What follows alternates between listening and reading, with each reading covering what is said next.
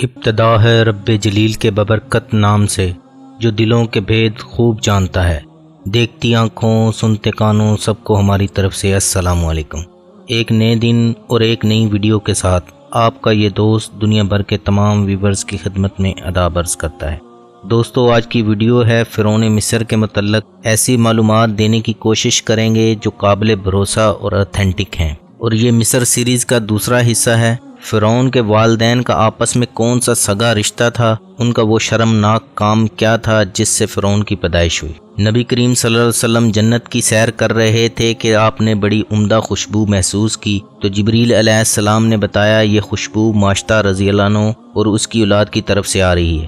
آپ صلی اللہ علیہ وسلم نے پوچھا یہ اعلیٰ مقام ماشطہ کو کیسے ملا، اور فرعون نے حکم دیا 1 سال بچے قتل کیے جائیں اور 1 سال چھوڑے جائیں۔ جس سال چھوڑنے کا تھا اس میں ہارون علیہ السلام پیدا ہوئے اور قتل کے سال موسیٰ علیہ السلام کی ولادت ہوئی۔ ویڈیو کا باقاعدہ آغاز کرنے سے پہلے تمام نئے ویور سے ہمارا یوٹیوب پر اسپائڈر بل چینل سبسکرائب نہیں کیا تو ہمارا چینل سبسکرائب کر لیں اور گھنٹی پر کلک کریں تاکہ آپ کو ہماری ہر نئی ویڈیو کا نوٹیفیکیشن مل سکے۔ جو بھی مصر کا بادشاہ قوم قبط و امالیک سے ہوا اس کو فرعون کہتے ہیں۔ فرعون کے والدین کون تھے، ان کا وہ شرمناک کام کیا تھا جس سے فرعون کی پیدائش ہوئی۔ قدیم مصر کے فرعون توتن خامن کو عام طور پر ایک طلسماتی بادشاہ کے روپ میں پیش کیا جاتا ہے، اور مصری دیومالائی اور تاریخی تذکروں میں اسے بہت ہی ہیبت اور غصے والا فرعون ظاہر کیا جاتا ہے، لیکن ایک طویل سائنسی تحقیق کے بعد اب اس کی اصلیت دنیا کے سامنے آ گئی ہے۔ ماہرین آثار قدیمہ، تاریخ دانوں، سائنسدانوں اور علمی بشریات کے ماہرین نے مل کر ایک طویل تحقیق کی۔ انہوں نے فرعونی مقبروں کے شہر گیزا میں توتن خامن کے ڈھانچے اور باقیات پر جدید ٹیکنالوجی کی مدد سے تحقیق کی۔ حقائق سے پردہ اٹھا تو معلوم ہوا یہ فرعون قدر زنانہ جسم کا مالک تھا، اس کا بایاں پاؤں ٹیڑھا تھا اور بیماری اور کمزوری کی وجہ سے وہ چھڑی کے سہارے چلتا تھا۔ توتن خامن اور اس کے والد اخناتون اور والدہ کے ڈی این اے سے یہ بھی معلوم ہوا کہ اس کے والدین آپس میں سگے بہن بھائی تھے اور ان کے شرمناک تعلق سے اس کی پیدائش ہوئی۔ ماہرین کا کہنا ہے اس فرعون کی جسمانی کمزوریوں کی وجہ اس کے والدین میں بھائی بہن کا رشتہ تھا۔ توتن خامن فرعون آج سے تقریباً 3500 سال قبل مصر کا حکمران تھا۔ اس کے سامنے والے دانت اونچے تھے، بیک ڈگی بھاری تھی اور وہ ایک پاؤں سے لنگڑا تھا۔ توتن خامن کی موت سے متعلق ایک افسانہ نما کہانی یہ چلی آ رہی ہے کہ وہ گھوڑا گاڑی کے حادثے کے نتیجے میں ہلاک ہوا تھا، لیکن اس کے والدین کی غیر فطری شادی یہ ظاہر کرتی ہے کہ وہ موروثی بیماریوں کا شکار ہو گیا تھا۔ واضح رہے کہ قدیم مصری معاشرے میں لوگ حرمت کے قائل نہیں تھے اور وہ سگے بہن بھائی کے درمیان شادی کے صحت پر مرتب ہونے والے منفی اثرات سے بھی آگاہ نہیں تھے۔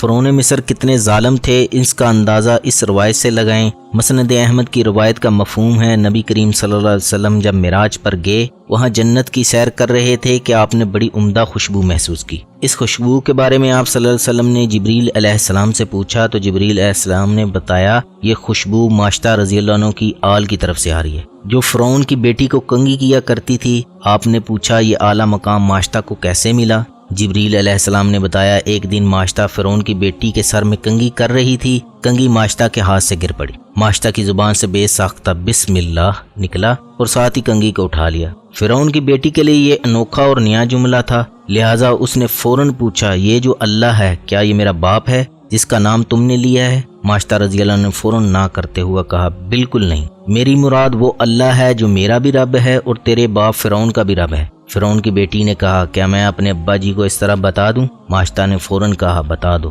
اس نے فرعون کو یہ سارا واقعہ بتا دیا۔ فرعون نے ماشطہ کو طلب کر لیا۔ فرعون نے ماشطہ کو مخاطب کر کے کہا کیا میرے علاوہ بھی تیرا کوئی رب ہے؟ ماشطہ نے جواب دیا جی ہاں، میرا ایک ہی رب ہے جو میرا اور تیرا بھی ہے، وہ اللہ ہے۔ فرعون آگ بگولا ہو گیا اور اس قدر غصے میں آیا کہ اس نے تانبے کا برتن آگ پر رکھ کر آگ کی طرح دہکا دیا اور ماشطہ اور اس کے بچوں کو اس کڑاہے میں پھینکنے کا حکم دیا۔ اس دوران ماشطہ فرعون سے مخاطب ہوئی اور کہا میری ایک خواہش ہے۔ فرعون نے پوچھا کیا خواہش ہے؟ ماشطہ نے کہا ہم سب کی ہڈیوں کو ایک کپڑے میں جمع کر کے دفن کر دیا جائے۔ فرعون نے کہا تمہاری اس خواہش کو پورا کرنا ہمارے ذمہ رہا۔ اس کے بعد ماشطہ رضی اللہ عنہ کے بچوں کو ایک ایک کر کے کڑاہے میں پھینکنا شروع کر دیا۔ جب آخری بچہ جو ماں کا دودھ پیتا تھا ماں کے سینے سے لگا ہوا تھا اس کو ماشطہ سے کھینچنے لگے۔ ماں اس بچے کی وجہ سے پریشان ہو گئیں اور اپنی طرف کھینچنے لگ گئی۔ بچہ فوراً بولا ماں کود جاؤ، دنیا کی تکلیف آخرت کے عذاب کے مقابلے میں بہت ہلکی ہے، ماں کود جاؤ، ڈرنا کیسا؟ ماشطہ نے بھی ساتھ چھلانگ لگا دی اور جنتوں کے مہمان بنے۔ ان پر ظلم کرنے والے حکمران کا نام رامسس دوم تھا۔ جو بھی بادشاہ بنتا اس کو فرعون کہا جاتا۔ اس وقت کے بادشاہوں کا لقب فرعون تھا۔ فرعون رامسس نے خواب دیکھا، بیت المقدس کی طرف سے آ گئی، اس نے مصر کو گھیر کر تمام قبطیوں کو جلا ڈالا، بنی اسرائیلیوں کو کچھ ضرر نہ پہنچایا۔ اس سے اس کو بہت وحشت ہوئی۔ کاہنوں نے تعبیر دی کہ بنی اسرائیل میں ایک لڑکا پیدا ہوگا جو تمہاری سلطنت کے خاتمے کا باعث ہوگا۔ یہ سن کر فرعون نے حکم دیا بنی اسرائیل میں جو لڑکا پیدا ہو ختم کر دیا جائے۔ دائیاں تفتیش کے لیے مقرر ہوئیں۔ ایک روایت کے مطابق 70,000 لڑکوں کو ابدی نیند سلا دیا گیا اور 90,000 حمل گرا دیے گئے، اور مشیت الہی سے اس قوم کے بوڑھے جرد مرنے لگے۔ قوم قبط کے گرو گھنٹالوں نے گھبرا کر فرعون سے شکایت کی، بنی اسرائیل میں موت کی گرم بازاری ہے، اس پر ان کے بچے بھی قتل کیے جاتے ہیں، تو ہمیں خدمتگار کہاں سے میسر آئیں گے؟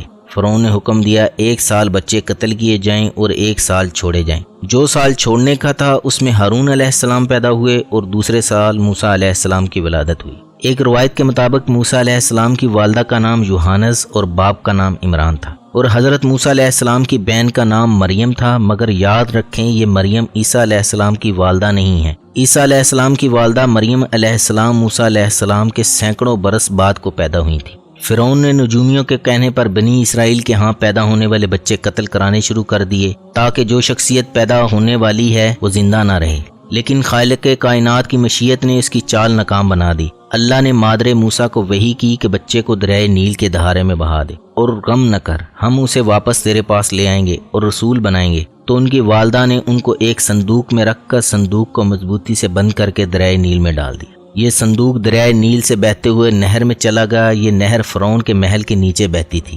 فرعون اور اس کی بیوی آسیہ دونوں محل میں بیٹھے ہوئے نہر کا نظارہ کر رہے تھے۔ جب ان دونوں نے صندوق کو دیکھا تو خدام کو حکم دیا اس صندوق کو نکال کر لائیں۔ جب صندوق کھولا گیا تو اس میں سے ایک نہایت خوبصورت بچہ نکلا جو انگوٹھا چوس رہا تھا، جس کے چہرہ پر حسن و جمال کے ساتھ ساتھ انوار نبوت کی تجلیات چمک رہی تھیں۔ فرعون اور آسیہ دونوں اس بچے کو دیکھ کر دل و جان سے اس پر قربان ہونے لگیں، اور آسیہ نے فرعون سے کہا کہ یہ بچہ میری اور تیری آنکھوں کی ٹھنڈک ہے، اسے قتل نہ کرو، شاید یہ ہمیں نفع دے یا ہم اسے بیٹا بنا لیں۔ اور وہ بے خبر تھے۔ سورۃ القصص۔ یوں موسیٰ علیہ السلام فرعون رامسس ثانی کے محل میں پرورش پانے لگے۔ ابھی موسیٰ علیہ السلام شیر خوار بچے تھے، اس لیے شیر خوار موسیٰ علیہ السلام کو دودھ پلانے والیوں کی طلب ہوئی، مگر آپ کسی عورت کا دودھ پیتے ہی نہیں تھے۔ تو ان کی ہمشیرہ جو ماں کے کہنے پر دور سے پیچھے پیچھے دیکھتی آئی تھی اور آس پاس موجود تھیں، کہنے لگیں کہ میں تمہیں ایک دودھ پلانے والی کا بتاتی ہوں۔ چنانچہ مریم موسیٰ علیہ السلام کی والدہ کو فرعون کے محل میں لے کر گئی۔ اس دوران موسیٰ علیہ السلام نے کسی اور مرضیہ کا دودھ نہیں پیا تھا، اور انہوں نے جیسے ہی شفقت پدری سے دودھ پلایا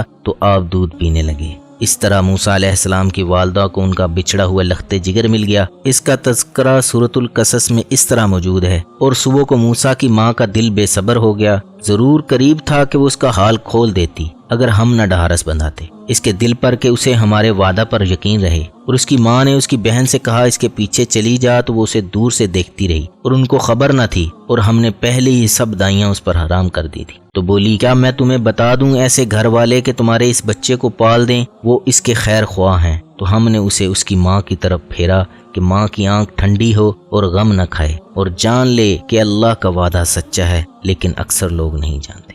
موسیٰ علیہ السلام ابھی بچے ہی تھے کہ ایک روز موسیٰ علیہ السلام نے فرعون کی گود میں بیٹھے ہوئے اس کی داڑھی پر ہاتھ ڈال دیا۔ فرعون رامسس غضبناک ہو گیا اور اس گستاخی پر شاید انہیں قتل کرا دیتا، مگر حضرت آسیہ نے کہا اے بادشاہ، یہ نادان بچہ ہے، تو چاہے تو تجربہ کر لے۔ اس تجربہ کے لیے ایک تشت میں آگ اور ایک تشت میں یاقوت آپ کے سامنے پیش کیے گئے۔ آپ نے یاقوت لینا چاہا، مگر فرشتہ نے آپ کا ہاتھ انگارہ پر رکھ دیا اور وہ انگارہ آپ کے منہ میں دے دیا۔ اس سے زبان مبارک جل گئی اور لکنت پیدا ہو گئی، جو نبوت ملنے تک جاری رہی۔ سیدنا موسیٰ علیہ السلام بنی اسرائیل سے تعلق رکھتے تھے، یعنی حضرت یعقوب علیہ السلام کی اولاد سے تھے۔ بنی اسرائیل سیدنا یوسف علیہ السلام ابن یعقوب علیہ السلام کے دور حکمرانی سے مصر میں رہ رہے تھے، اور بعد میں انہیں قوم فرعون یعنی قبطی مصریوں نے غلام بنا لیا تھا اور ان پر طرح طرح کے ظلم ڈھاتے تھے۔ سیدنا موسیٰ علیہ السلام کسر شاہی میں پل کر بڑے ہوئے تو انہیں اپنے قوم کی مظلومیت پر بڑا ترس آتا تھا۔ ایک روز انہوں نے بازار میں دیکھا ایک قبطی ایک شخص کو مار رہا تھا۔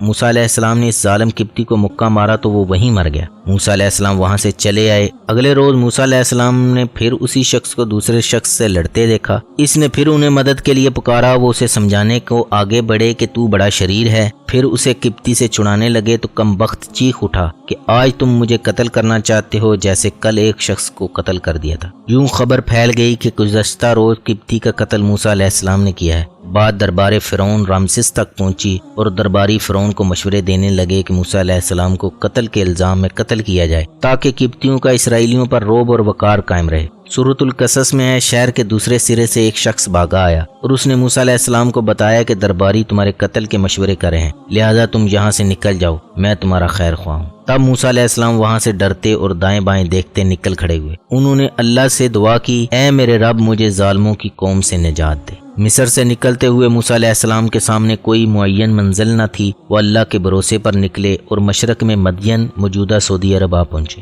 مصر سے یہاں تک 8 روز کی مسافت ہے۔ یہ شہر فرعون کے حدود قلم رو سے باہر تھا۔ حضرت موسیٰ علیہ السلام نے اس کا راستہ بھی نہ دیکھا تھا اور نہ کوئی سواری ساتھ تھی، نہ توشہ، نہ کوئی ہمراہی اور کوئی چیز نہ ملتی تھی، بس اللہ کا سہارا تھا۔ یہاں سیدنا ابراہیم علیہ السلام کے فرزند مدین کی اولاد آباد تھی، جو ابراہیم علیہ السلام کی تیسری بیوی کے بطن سے تھے، اور جب وہ مدین کے پانی کے کنویں پر پہنچے تو انہوں نے اس پر لوگوں کا ایک ہجوم پایا جو اپنے جانوروں کو پانی پلا رہے تھے، اور ان سے الگ ایک جانب 2 عورتیں دیکھیں جو اپنی بکریوں کو روکے ہوئے تھیں۔ موسیٰ علیہ السلام نے فرمایا، تم دونوں اس حال میں کیوں کھڑی ہو؟ دونوں بولیں کہ ہم اپنی بکریوں کو پانی نہیں پلا سکتی یہاں تک کہ چرواہے اپنے مویشیوں کو واپس لے جائیں، اور ہمارے والد عمر رسیدہ بزرگ ہیں۔ موسیٰ علیہ السلام کو یہ باتیں سن کر بہت کوفت ہوئی اور دل میں کہا، یہ کیسے بے انصاف لوگ ہیں، انہیں صرف اپنی فکر ہے اور کسی مظلوم کی ذرا بھی پرواہ نہیں کرتے۔ وہ آگے آئے، بھاری ڈول اٹھایا اور اسے کنویں میں ڈالا۔ کہتے ہیں کہ وہ ڈول اتنا بڑا تھا کہ چند آدمی مل کر اسے کھینچ سکتے تھے، لیکن حضرت موسیٰ علیہ السلام نے اپنی قوی بازو سے